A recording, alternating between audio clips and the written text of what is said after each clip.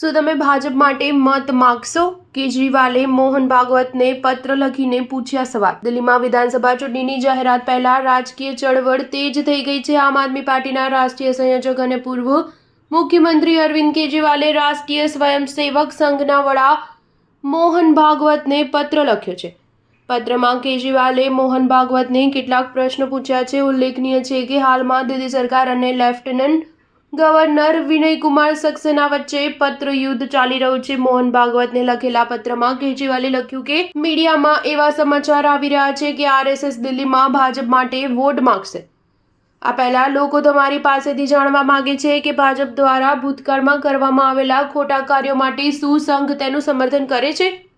કેજરીવાલે સવાલ કર્યો છે કે ભાજપના નેતાઓ ખુલ્લેઆમ પૈસા વેચીને વોટ ખરીદી રહ્યા છે. શું આરએસએસ વોટ ખરીદવાનું સમર્થન કરે છે? કેજરીવાલે કહ્યું છે કે ગરીબો, દલિતો, પૂર્વાંચલના લોકો અને ઝૂંપડપટ્ટીમાં રહેતા લોકોના વોટને મોટા પાયા પર ઘટાડવાના પ્રયાસો કરવામાં આવી રહ્યા છે. આ લોકો ઘણા વર્ષોથી દિલ્હીમાં રહે છે, ત્યારે શું આરએસએસ એવું વિચારે છે કે આવું કરવું ભારતીય લોકશાહી માટે યોગ્ય છે? ઉલ્લેખનીય છે કે હાલમાં જ એલજી સક્સેનાએ એક પત્ર લખીને કહ્યું હતું કે અરવિંદ કેજરીવાલે સીએમ આતિશીનું અપમાન કર્યું છે અને તેમને અસ્થાયી મુખ્યમંત્રી કહ્યા છે. આતિશીએ તેમના પત્ર પર તીખી પ્રતિક્રિયા આપી હતી. તેમણે પણ એક પત્ર લખ્યો કે એલજીએ ગંદી રાજનીતિ કરવાને બદલે દિલ્હીની ભલાઈ વિશે વિચારવું જોઈએ. સ્ટાર ન્યૂઝ 7 હંમેશા સચ્ચાઈની સાથે.